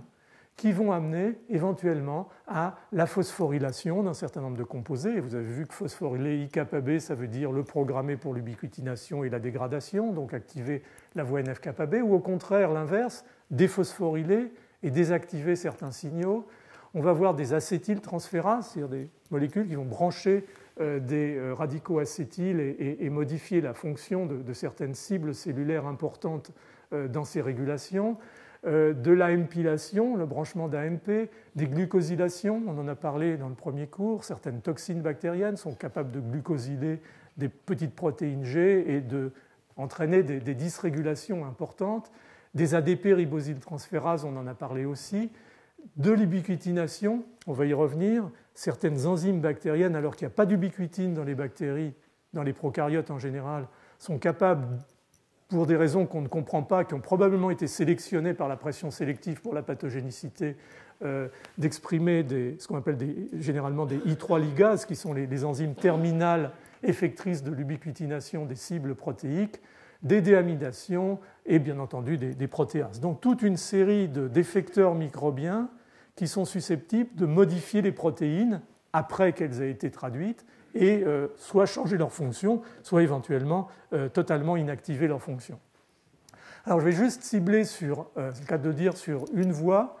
qui est vraiment à l'heure actuelle en vedette dans ces mécanismes de régulation des réponses immunitaires, c'est la cascade de l'ubiquitination. Alors vous savez, dans tous ces systèmes de régulation cellulaire, on est dans des systèmes à plusieurs niveaux de contrôle et donc on a plusieurs étapes en cascade. On a une enzyme E1 en fait, qui va permettre l'activation de l'ubiquitine par branchement sur cette molécule E1 qui va ensuite être transférée sur une molécule finalement d'acceptation finale qu'on appelle la I3 ligase par cette enzyme de transfert de l'ubiquitine qu'on appelle la molécule 2, et en fonction du type d'acide aminé qui va être ubiquitinylé ou de la densité ou de la longueur d'ubiquitination, on va entraîner des processus de régulation différentes qui peuvent aller jusqu'à la modification des processus d'endocytose, de trafficking des vésicules, jusqu'à, comme on l'a dit, lorsqu'en particulier on a une lysine 48 qui est ubiquitinylée avec plusieurs molécules d'ubiquitine, le ciblage de ces protéines ubiquitinylées vers le protéasome et leur dégradation pure et simple. Donc on est dans un système qui est très complexe et au sein duquel les bactéries ont réussi à s'insérer. Donc je vous montre ici un exemple qui est celui de Shigella, mais on pourrait faire la même chose avec Salmonelle, avec Yersinia, avec Pseudomonas aeruginosa. Toutes ces bactéries ont un arsenal d'enzymes qu'elles injectent dans les cellules et qui vont, on le reconnaît peu à peu, taper, cibler des cascades de signalisation tout à fait essentielles dans le développement de la réponse immunitaire. Alors j'ai repris pour des raisons de simplicité, si je puis dire, des diapositives précédentes. On se cible ici sur IkB, juste pour vous donner un exemple. Shigel, par exemple, injecte à l'intérieur de la cellule épithéliale qu'elle est en train d'infecter une molécule qui s'appelle, on les appelle OSP ou IPH, mais une particulière qui s'appelle OSPG. Et ce qu'on avait montré il y a quelques années maintenant dans le laboratoire avec un postdoc coréen, Dong-Wook Kim et Claude Parceau, c'est que cette molécule OSPG, en fait, se fixait à la forme ubiquitinée de l'enzyme E2 et en réalité bloquait l'ubiquitination de la molécule IKB dans sa forme phosphorylée. Ça veut dire en réalité que cette molécule, qui est une kinase, est capable de bloquer l'ubiquitination de la molécule IKB et donc d'empêcher cette molécule IKB d'aller se faire dégrader dans le protéasome. Bilan de tout ça, c'est bien entendu une activité puissamment anti-inflammatoire de cette molécule OSPG puisqu'elle bloque littéralement la capacité des facteurs transcriptionnels d'aller activer la transcription dans le noyau des gènes pro-inflammatoires. Et d'ailleurs, les mutants OSPG sont beaucoup plus destructeurs pour la muqueuse intestinale que les souches sauvages. Donc un premier exemple d'une finalement activité extrêmement efficace à bloquer l'activation de la voie NF-κB. Un deuxième exemple qui commence à émerger de cette rôle-là, on était plutôt dans une action indirecte sur l'ubiquitination, c'est-à-dire que la molécule vient s'insérer dans le complexe d'ubiquitination physiologique et empêche l'ubiquitination puis la destruction de IKB. Ce qu'on a montré avec John Roddy il y a quelques années aussi, et il avait fait ça en exprimant ces molécules IPH injectées par Shigel dans les cellules dans un modèle de levure en fait, de Saccharomyces, c'est que ces molécules IPH, en fait, une fois injectées à l'intérieur de la cellule, se comportent en réalité comme des I3 ligases, qui sont d'ailleurs une famille nouvelle. Elles ont une méthionine comme cette catégorie de HECT domain des ligases des cellules eucaryotes. Mais vous voyez que la structure qu'on avait faite avec le groupe du Canadian Genomic Center à Toronto montre qu'en réalité, le site actif est relativement différent par rapport à la molécule existante chez les eucaryotes. Donc là, on est dans quelque chose, et c'est la même chose pour la molécule SOP-A de Salmonella, qui s'est avérée avoir le même type de fonction de I3 ligase. On est dans un système finalement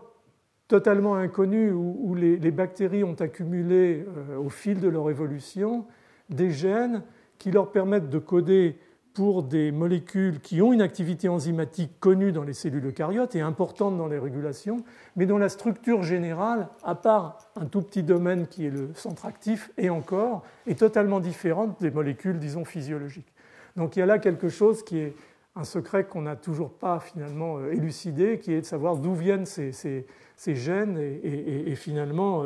quelle est la logique d'avoir accumulé ce type de molécules, même si on s'aperçoit de plus en plus que là aussi, elles ont un rôle tout à fait important, puisque un équivalent de cette I3 ligase de salmonelle qui s'appelle SSPH1 est en fait capable d'ubiquitiner cette protéine PKN1 qui est importante dans la régulation de l'expression des gènes pro-inflammatoires donc dans le noyau des cellules infectées ou dans des cellules impliquées dans un processus inflammatoire. Le groupe de Sasakawa au Japon a montré il n'y a pas très longtemps qu'en fait une de ces molécules IPH avait la capacité d'aller ubiquitiner directement la molécule NEMO, qui est une molécule en amont de la voie d'activation NF-κB. Et par cette ubiquitination de NEMO, en fait, elle entraînait la dégradation par le protéasome et donc le blocage très en amont de la réponse pro-inflammatoire. Donc vous voyez une espèce finalement de capacité par une activité I3 ligase directe d'aller taper directement sur une voie de signalisation pro-inflammatoire. Donc ça, c'est un exemple vraiment de la manipulation très originale de systèmes de l'immunité innée par les bactéries grâce à la production de molécules pour lesquelles on a, dans la logique de l'évolution du monde prokaryote, on n'a aucune raison qu'elles soient là, puisque, encore une fois, il n'y a pas d'ubiquitine chez les bactéries. Alors, un autre processus, et je terminerai en gros là-dessus, très original, c'est C'était déjà connu relativement pour les virus, mais c'était la première fois finalement pour les bactéries, le fait que les bactéries peuvent véritablement, par l'intermédiaire de certains effecteurs dédiés, aller s'insinuer, si je puis dire, dans la régulation épigénétique de l'expression des gènes, et en particulier dans une interaction avec certaines molécules au niveau de la chromatine qui vont gouverner en fait l'accessibilité ou la non-accessibilité des promoteurs des gènes pro-inflammatoires à leurs facteurs de transcription et aux facteurs associés à ces facteurs de transcription, comme par exemple les MAP kinases. Et le premier exemple a vraiment été dans notre labo celui de la molécule OSPEF injectée par Shigella Flexneri dans les cellules eucaryotes et qui va bloquer, je vais vous montrer juste rapidement une diapositive ensuite pour expliquer en gros le phénomène, mais dans la même année, en fait, on a tous plus ou moins abouti à des conclusions similaires. Par exemple, chez l'hystéria, dans le groupe de Pascal, à Pasteur, il a été montré que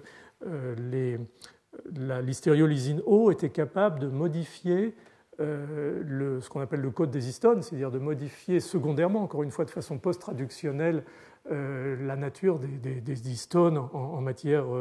d'acétylation, par exemple, et tout ça amenait à une régulation de l'expression des gènes pro-inflammatoires. Plus récemment, Hélène Byrne, dans ce même groupe, a montré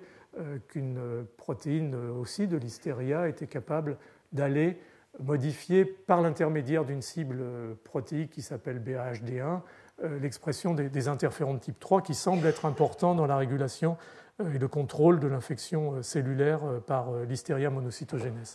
Alors, juste pour montrer OSPF, OSPF est injecté comme les autres effecteurs moléculaires dans le cytoplasme par l'appareil de sécrétion de type 3.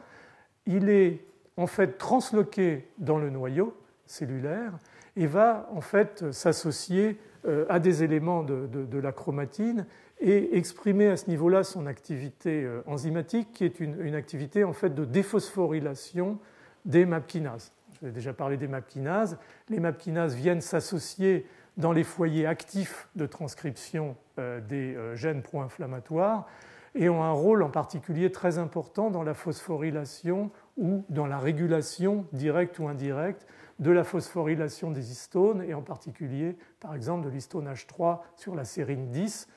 La déphosphorylation en fait, par cette molécule OSPF va entraîner une contrainte de la chromatine et une perte d'accessibilité du promoteur des gènes pro-inflammatoires à ces facteurs transcriptionnels comme les éléments de la cascade NF-κB.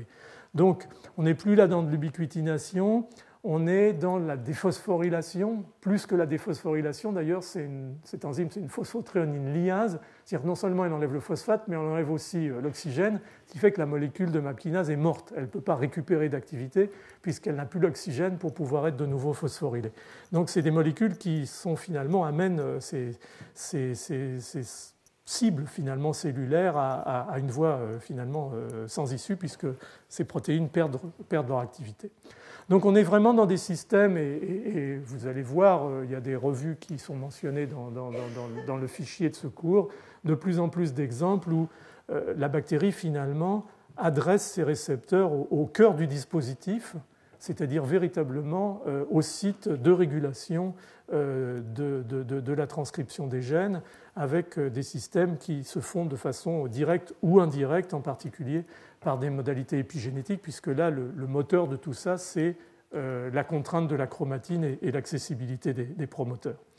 Alors, pour vous montrer l'effet de ça, par exemple, un mutant OSPF de Shigel, ça c'est la souche sauvage sans mutation, va donner lieu à relativement de l'invasion, mais peu de réponses, en tout cas dans cette période-là, on est à 8 heures d'infection, peu de cellules inflammatoires. Par contre, vous voyez ici qu'un mutant OSPF, dans les mêmes délais, même concentration de bactéries dans l'inoculum, entraîne une libération massive de cellules inflammatoires à l'intérieur de la lumière intestinale, et c'est lié en fait à l'effet de cette molécule OSPF dans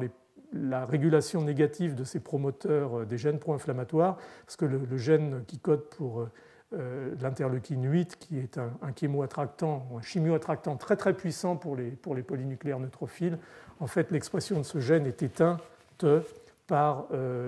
l'expression ou la présence de la molécule OSPEF. Alors, juste pour terminer et vous montrer finalement un peu la logique de ça par rapport à ce que je vous disais au début, vous allez d'ailleurs retrouver une partie de diapo qui est la même. Finalement, toutes ces molécules qui jouent, ces effecteurs, en particulier ceux de Shigel, qui vont assurer la subversion de la réponse immunitaire innée, en termes concrets, bon, je vous ai montré un exemple de régulation du trafic des polynucléaires, par exemple à travers l'épithélium. Qu'est-ce que ça peut signifier dans d'autres domaines? Ici, c'est le travail d'un chercheur qui était à l'époque postdoc, qui s'appelle Brice Perandio, dans le labo et en association, en collaboration avec Thierry Pédron. On a pu montrer qu'en réalité, une fonction de ces effecteurs injectés, d'ailleurs de ce cocktail d'effecteurs injectés, parce qu'il y en a une vingtaine quasiment, était de réguler négativement l'expression des peptides antimicrobiens. Donc, je vous disais dans une des premières diapositives, soit on survit, soit on assure la subversion. Là, vous voyez que la survie et la capacité de colonisation de la bactérie va passer par sa capacité d'éteindre l'expression par les cellules épithéliales des peptides antimicrobiens. Ça, c'est la souche sauvage qui colonise l'épithélium. Et ça, c'est un mutant qui n'exprime pas ces effecteurs moléculaires. Et vous voyez que le peptide antimicrobien est tout à fait produit, ce qui va en fait aboutir à une limitation considérable de la capacité de colonisation de la bactérie de l'épithélium intestinal. La souche sauvage va aller très loin vers les cryptes intestinales et coloniser et envahir puissamment, alors que cet mutant ici est incapable finalement de survivre en présence de ces peptides antimicrobiens et incapable d'assurer cette colonisation qui va être en fait la clé du succès du processus infectieux. En fait, on revient aux éléments que je vous ai mentionnés avant. Donc on est vraiment dans des systèmes un petit peu de ce que je dis toujours de yin et de yang, où la bactérie va à la fois causer de l'inflammation, bien entendu, parfois c'est à son bénéfice parce que ça va lui permettre de rompre des barrières et d'envahir l'autre, mais en même temps très rapidement ça va être à son détriment parce qu'elle va induire des mécanismes puissants anti-infectieux, les peptides antimicrobiens, le NO, je ne vais pas vous refaire le cours, le recrutement des cellules inflammatoires. Et donc la logique de beaucoup de ces micro-organismes, ça va être de réguler négativement très rapidement, avec un timing qui reste à définir, l'expression de ces facteurs anti-infectieux de manière à pouvoir assurer cet équilibre finalement qui va permettre sa survie et sa capacité de colonisation. On trouve les mêmes choses pour Salmonelle. J'ai mis Shigel un petit peu en vedette, mais il est bien évident que d'autres systèmes sont tout à fait finalement parallèles à cela, en particulier les grammes négatifs, encore une fois grâce à l'injection d'effecteurs par ces appareils de sécrétion dédiés. Salmonelle a plusieurs ubiquitines ligases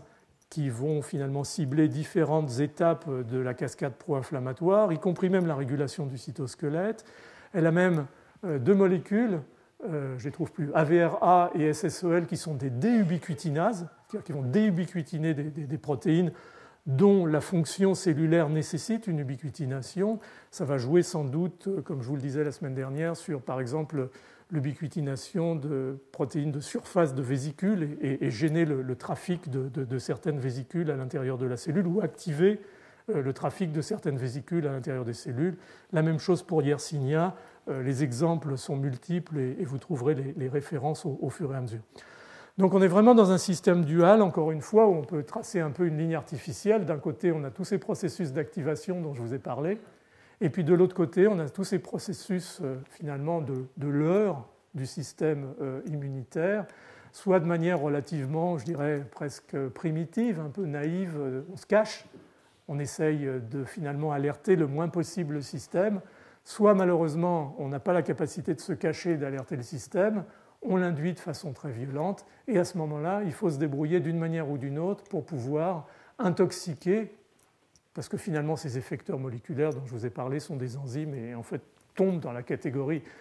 des toxines. La seule différence, c'est qu'ils sont injectés de façon très spécifique, mais est-ce que ça, pour autant, ne les qualifie pas pour être considérés comme des toxines? Et ces enzymes qui sont des toxines vont aller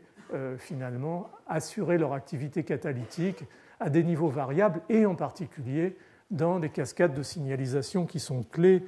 pour le développement de la réponse immunitaire innée, inflammatoire, c'est-à-dire en particulier la voie NF-κB, la voie des MAP kinases et la voie de l'inflammasome et de l'activation de l'IL-1β. Donc on peut en fait terminer avec une notion. Je pense que j'ai fait de la diapositive. Ça, c'est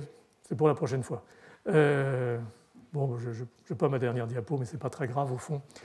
On pourrait presque vivre sans diapositive. La conclusion de tout ça, c'est que j'ai essayé de vous donner quelques exemples de ces stratégies, en essayant encore une fois de vous mener progressivement depuis la surface vers l'intérieur et de voir comment les bactéries pathogènes étaient vraiment adaptées de façon extraordinaire, spectaculaire à la nécessité de se défendre et de manipuler le système immunitaire. La logique de tout ça est sans doute, encore une fois, que d'être trop pathogène, ce n'est pas une bonne chose, parce qu'on va probablement y laisser ses capacités de survie dans la mesure où l'autre va régir de façon très violente. Et inversement, comme je vous l'ai dit plusieurs fois ici, une réponse inflammatoire trop violente, ce n'est pas bon pour l'autre, ça peut même éventuellement tuer l'autre. Donc on est dans un système finalement que la coévolution très très longue entre les pathogènes et les autres, en particulier mammifères, a permis d'un petit peu de forger et qui fait que quelque part on est entre des systèmes finalement classiques d'interface avec le monde microbien comme les symbiontes et puis des micro-organismes qui seraient extrêmement délétères à la fois pour l'autre et pour eux-mêmes. Et tout ça, ce sont finalement deux situations entre lesquelles s'est insinué un monde beaucoup plus régulé et finalement beaucoup plus équilibré, même si parfois les maladies infectieuses sont loin d'être confortables. Elles pourraient être pires. Vous avez vu que certains mutants de Shigella qui ne régulent pas les systèmes sont encore plus violemment pro-inflammatoires que d'autres. Donc je vais arrêter là. Je ne vous parlerai pas, je le ferai une autre fois, des réponses immunitaires spécifiques, car on rentrerait dans un cycle encore plus complexe d'interaction, à savoir que ces effecteurs moléculaires agissent aussi sur les cellules du système immunitaire, y compris sur les lymphocytes, par exemple, lorsqu'elles les rencontrent. Armel Falipon, qui est là dans la salle, a montré ça depuis maintenant un petit moment. Mais ça nous ferait rentrer dans aussi des éléments sur, disons, les bases de la réponse immunitaire spécifique qui font l'objet de toute façon d'un autre cours et d'une autre histoire sur lequel je reviendrai probablement l'année prochaine. Donc voilà ce que je voulais vous dire sur ces processus de manipulation de la réponse immunitaire innée, en sachant que c'est, encore une fois, un peu le sommet de l'iceberg et qu'il y a beaucoup d'autres éléments de régulation qui sont à identifier et à mettre en perspective. Merci beaucoup.